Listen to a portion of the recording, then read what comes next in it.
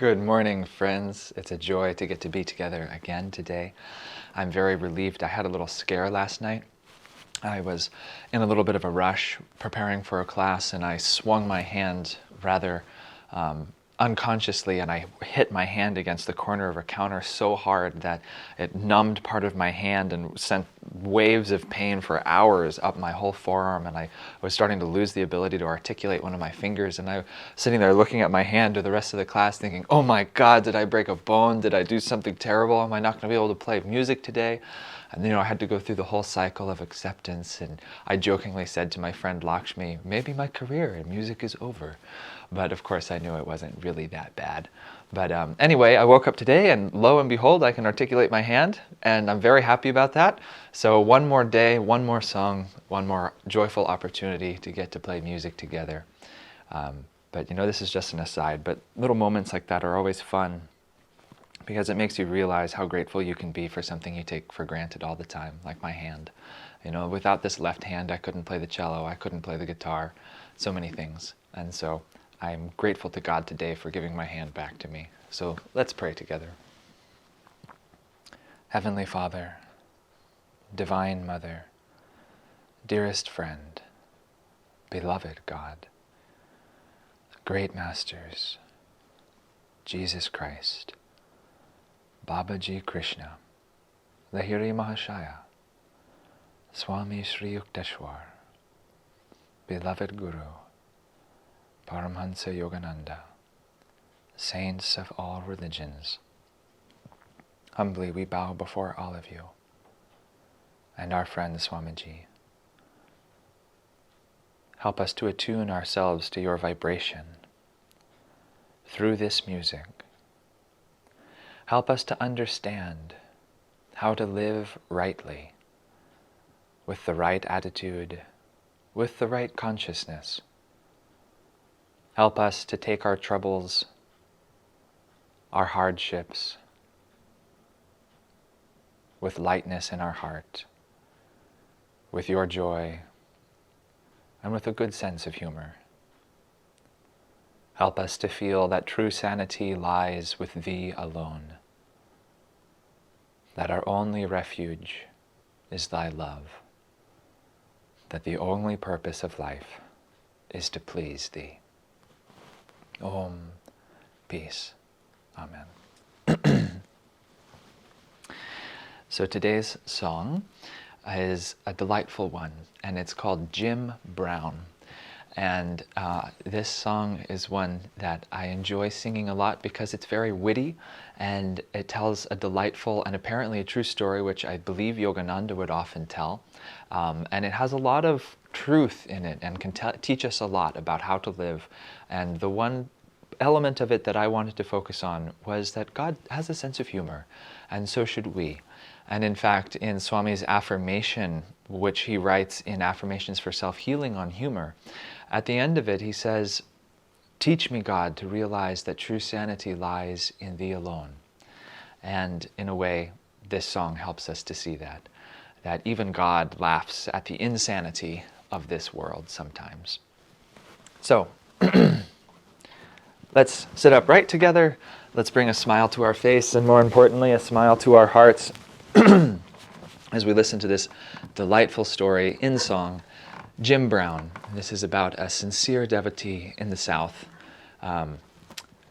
who has some troubles, oh my Lord, with his outward circumstances. Oh, keep a level head, boys, and preach the lighter news. Don't disappoint the gentle folk. Our church needs better pews. Jim Brown was hired to clean the church. All week he kept it fair. That Sunday with his family, he came to worship there. That Sunday with his family, he came to worship there. Oh no, poor Jim, that may not be, for then there'd be a war.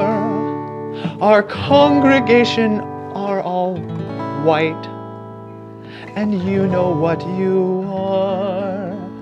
Our congregation are all white, and you know what you are. Back home, Jim Brown knelt by his bed and wept till eyes grew dim.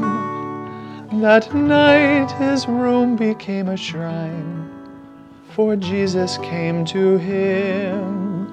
That night his room became a shrine, for Jesus came to him.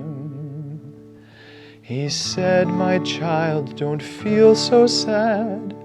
For 20 years I too have tried to enter that very church with no more luck than you. Have tried to enter that very church with no more luck than you. But keep a level head, boys, and preach the lighter news. Don't disappoint the gentle folk. Our church needs better pews."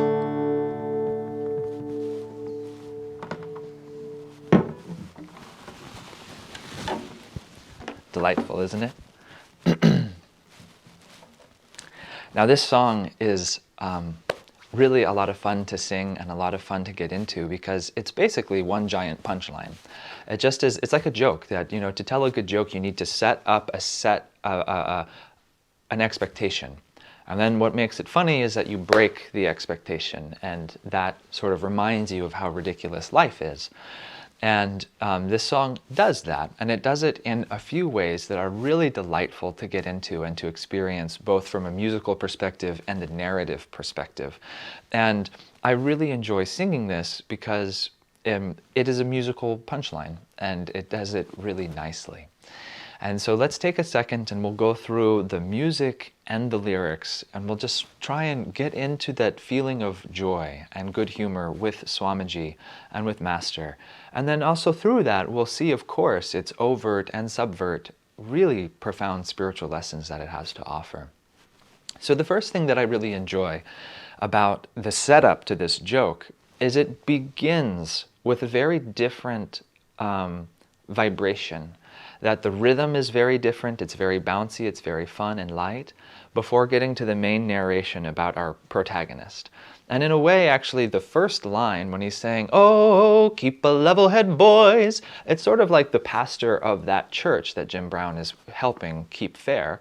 And that's what he's preaching to the people. Preach the lighter news, don't disappoint the gentle folk, for our church needs better pews. And he's pulling his punches and trying to say only what will please people because he needs their money to replace the pews in the church, which is in and of itself absolutely ridiculous when we think about what truth is meant to be and what a representative of Christ is meant to be. But even the rhythm of the song is very playful and bouncy, and the way Swamiji would sing it leans into the sort of ridiculousness of it all. And so just for fun, let's hear just that opening phrase without the lyrics.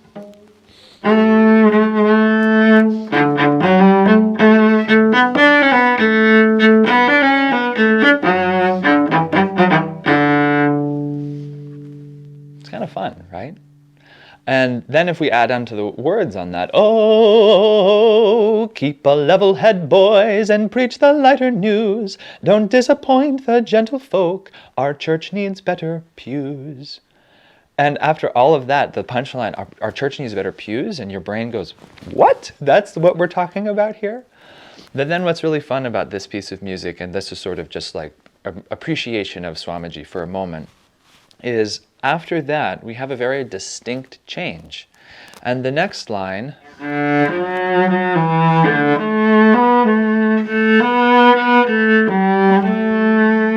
is rhythmically very different, as well as melodically.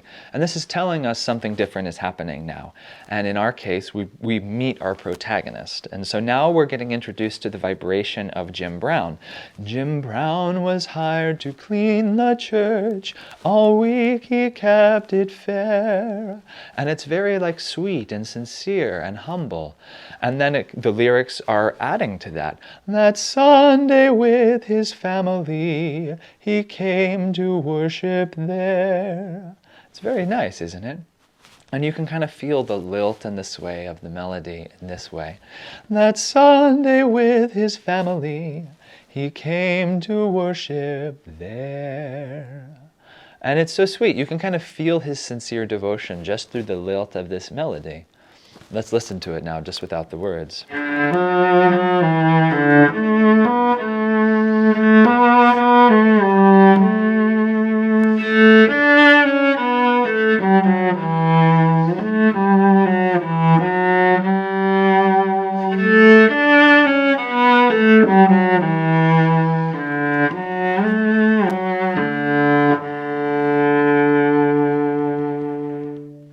But then what's so delightful about this melody is when you put different words over the top of it and you use it slightly differently, it can be very expressive and can be very cheeky.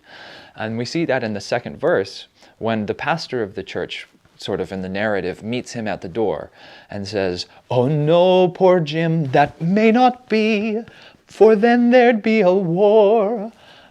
And he's sort of trying to explain himself. Our congregation are all white, and you know what you are. And I love the combination of the words with the lyrics here. You can almost feel him smiling with that cheesy smile, hoping that Jim Brown will forgive him for what he clearly knows to be a complete abuse of God's truth. And you know what you are. He can't even say it. Our congregation are all white, and you know what you are. Interestingly, Swamiji says that people will often smile or chuckle or try to make a laugh out of things when they know that they are out of integrity with truth, because they're hoping that by making a joke out of it to soften the fact that they realize they're betraying themselves. And that's what we feel actually in this moment of the song. Then the third verse, back home Jim Brown knelt by his bed. And again, we're back to that sincerity of Jim in this part. And wept till eyes grew dim. That night his room became a shrine, for Jesus came to him. That night his room became a shrine, for Jesus came to him. And it's really fun to see how mutable the melody can be by the words that are partnered with it and how you express it. Because in this verse, that phrase, that night his room became a shrine, becomes very sweet and actually like very divine, that on that high note on night, we feel how sacred it was.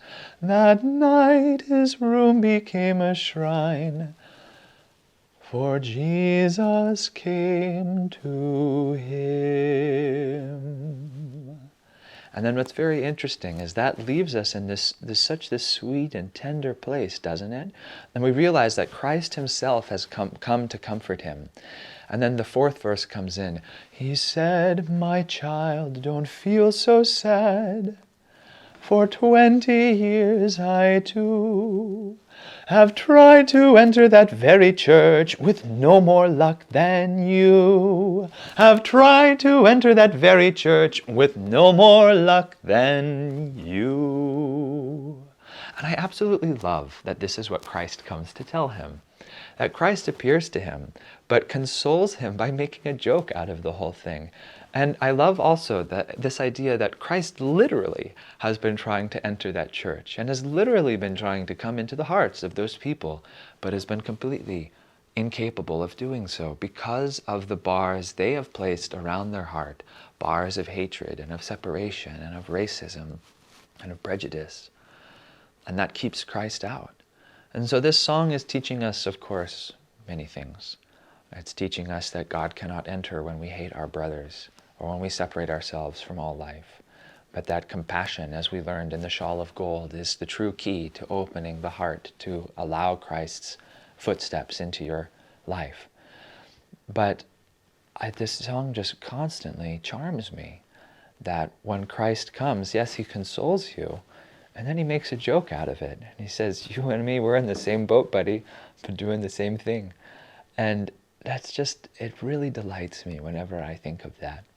And so when I sing this song, I don't always sing the whole song in its entirety, though it's actually quite short. The lyrics are easy to remember because it tells a very recognizable and easily recalled story. But when I do often sing this, I just sing the last verse.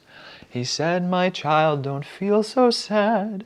For 20 years I too have tried to enter that very church with no more luck than you. I've tried to enter that very church with no more luck than you."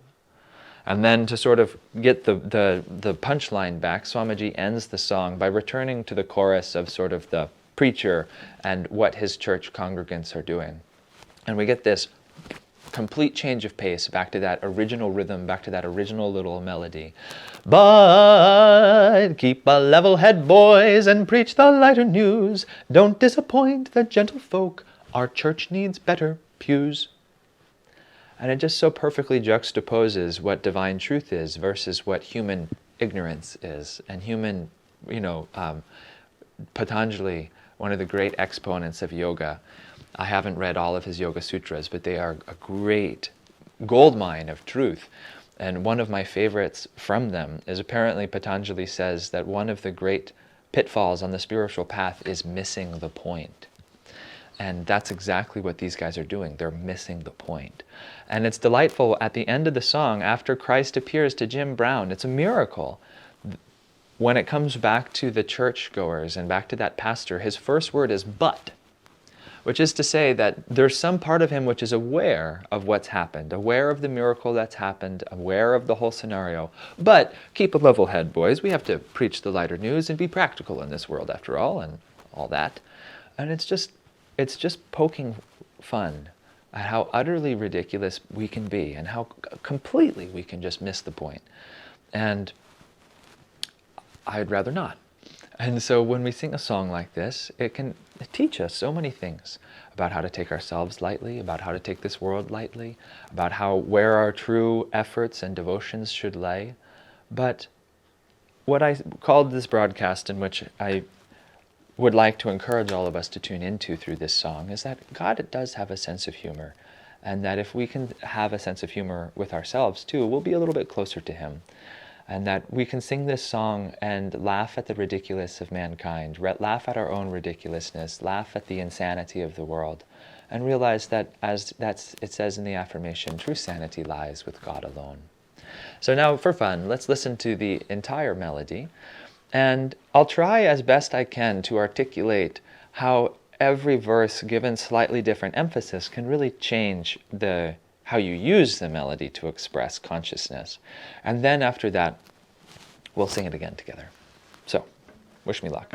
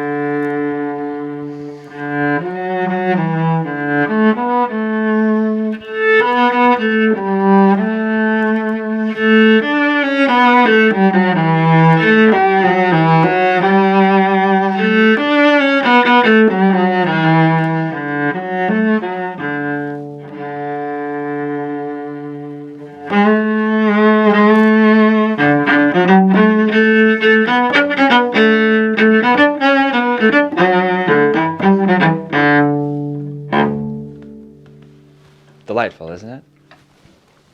And can you hear too, I was doing my best to articulate it, but how the melody is actually quite flexible in sort of its phrasing and in what it can imply in its structure.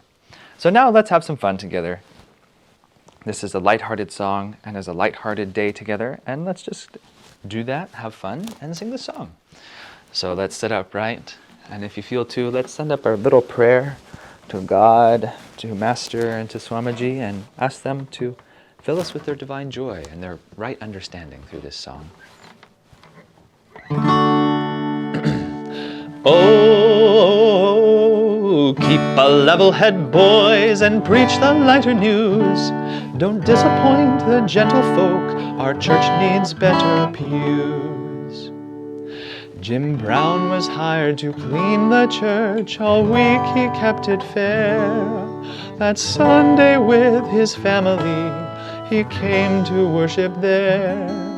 That Sunday with his family, he came to worship there. Oh no, poor Jim, that may not be, for then there'd be a war.